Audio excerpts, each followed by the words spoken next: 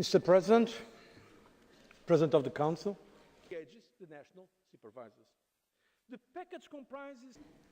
My message to you today is this. Europe needs a new direction. And that direction cannot be based on old ideas. Europe needs a new thinking of development and humanitarian assistance that stands. Globalization demands more European unity. More unity demands more integration.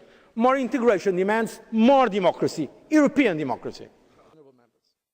A deep and genuine economic... What I demand and what I present to you today is a decisive deal for Europe.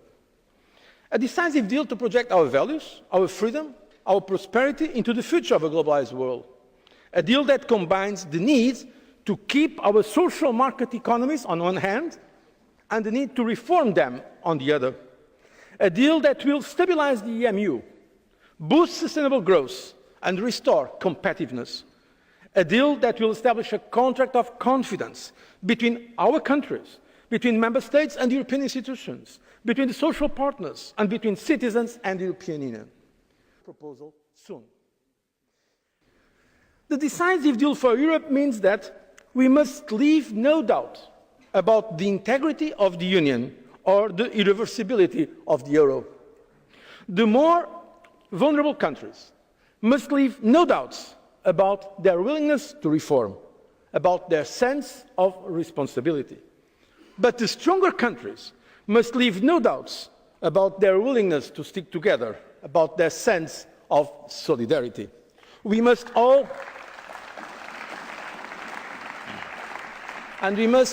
leave no doubts that we are determined to reform and to reform together. The idea that we can grow without reform or that we can prosper alone is simply false. We must recognize that we are in this together and we must resolve it together. This decisive deal requires the completion of a deep and genuine economic union based on a political union, including elements for reinforced democracy and... Let's be clear, the European budget is the instrument for investment in Europe and growth in Europe. The Commission and this Parliament, indeed all pro-European forces, because most of the Member States support our proposal, must now stand together in support of the right multi-annual financial framework that will take us to 2020. In recent months, we have seen threats to the legal... And now it's come as a test of credibility to many of our Member States. I want to see if the same Member States that were all the time speaking about the need for growth and investment for growth will now support the budget for growth at European level.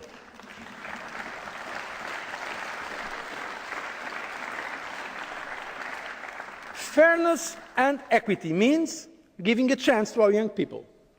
We are already doing a lot. And before the end of the year, the Commission will launch a youth package that will establish a youth guarantee scheme and equality framework to facilitate vocational training. Fairness and equity means also creating better and fairer taxation systems.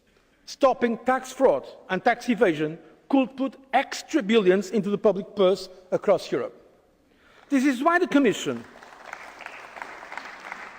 Commission will fight for an agreement on the revised Saving Tax Directive and on mandates to negotiate stronger saving tax agreements with third countries.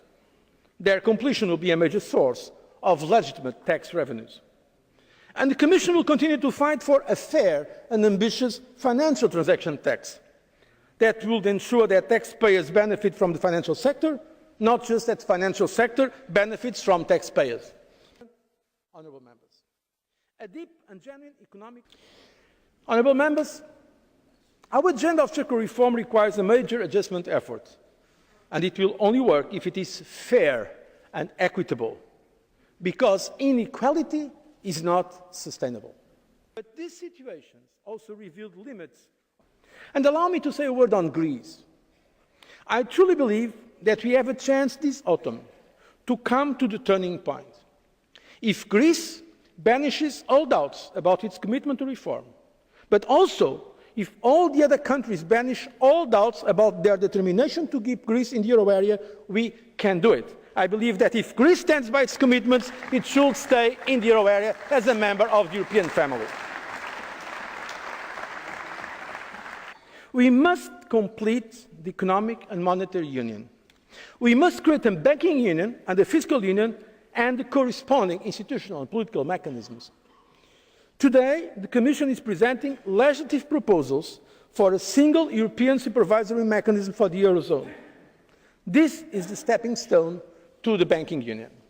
And of solidarity, in short, our values.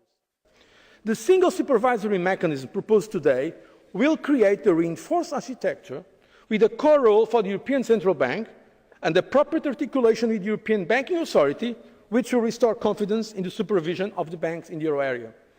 It will be a supervision for all euro area banks. Supervision must be able to look everywhere, because systemic risks can be anywhere, not just in so-called systemically relevant banks. This is a crucial first step towards the banking union. But there is a second element of a deeper economic union. It is the move towards a fiscal union. The case for it is clear. The economic decisions of one member state impact the others. So we need stronger economic policy coordination. We need a stronger and more binding framework for the national decision-making for key economic policies, as the only way to prevent imbalances. While much has been done here, for instance through the six-pack and through the country-specific recommendations, further steps are crucial to combine specific conditions with specific incentives and to really make the economic and monetary union sustainable. To deliver lasting results, we need to develop a fully equipped community economic governance together with a genuine, credible community fiscal capacity. We do not need to separate institutions or to create new institutions for that. Quite the contrary. For this to be effective and quick, the best way is to work with and through the existing institutions. We show so little confidence on each other. To me, it is this.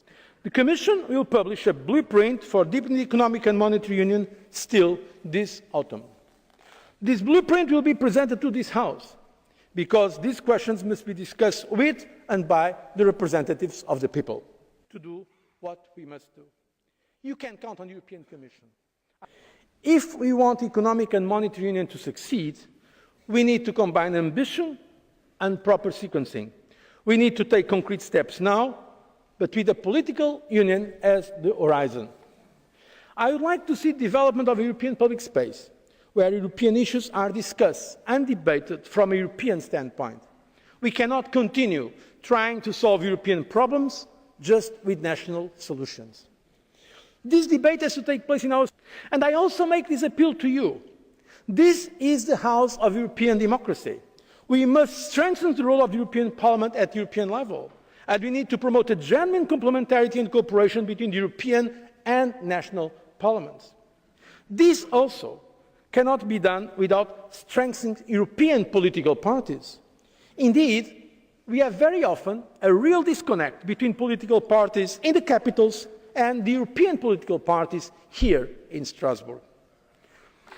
This is why we have to recognise that the political debate is cast all too often as if it were just between national parties.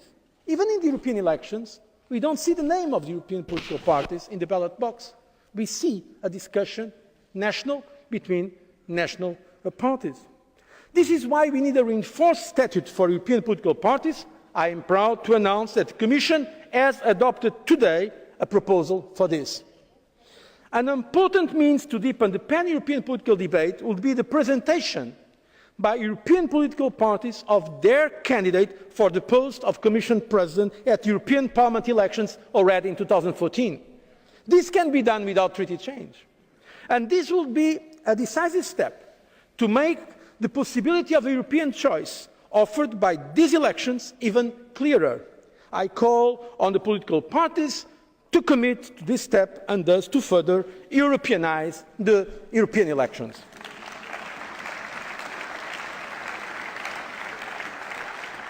Mr. President and honourable members, a true political European Union means we must concentrate European action on the true, real issues that matter and must be dealt with at European level. Let's be frank about this. Not everything can be at the same time a priority. We need to be more selective. And here, some self-criticism probably would apply. Proper integration is about taking a fresh look at where is the most appropriate level of action. Subsidiarity is an essential democratic concept and should be practiced.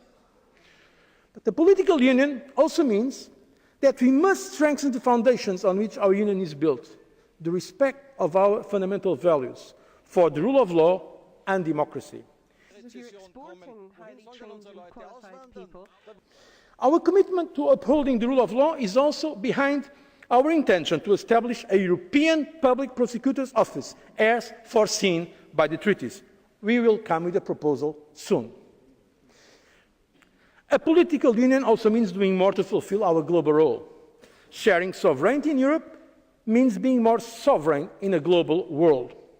In today's world, size matters, and values make the difference. The appalling situation in Syria reminds us that we cannot afford to be bystanders. A new and democratic Syria must emerge. We have a joint responsibility to make this happen and to work with those in the global order that need to give also their cooperation for that goal. The world also needs a EU that keeps its leadership of development and humanitarian assistance, that stands by open economies and fights protectionism, that leads the fight against climate change.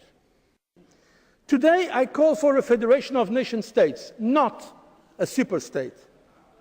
A democratic federation of nation states that can tackle our common problems through the sharing of sovereignty in a way that each country and each citizen are better equipped to control their own destiny.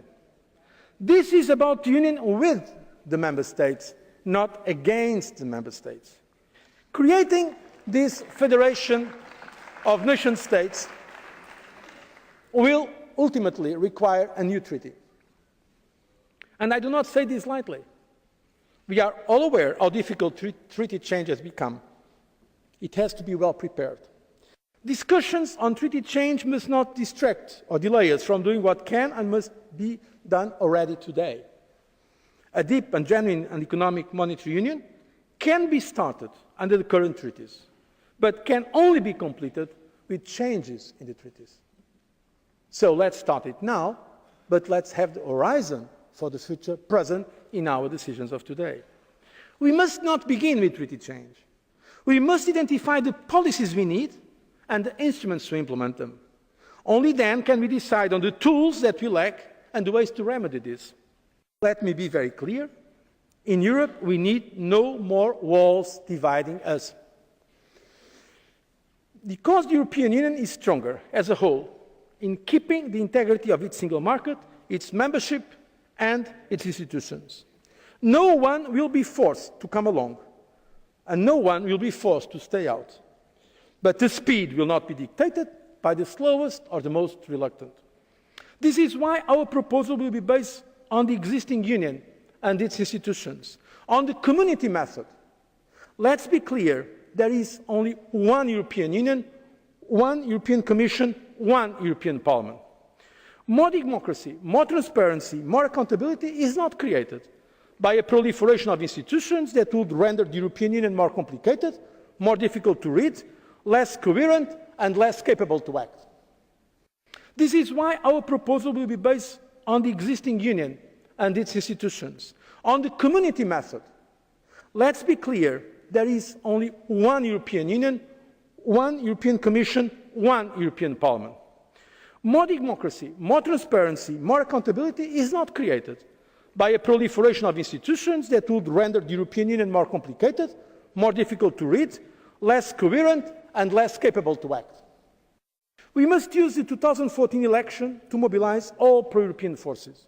We must not allow the populists and the nationalists to set a negative agenda. I expect all those who call themselves Europeans to stand up and take the initiative in the debate, because even more dangerous than the scepticism of the anti-Europeans is the indifference or the pessimism of the pro-Europeans. Mr. President,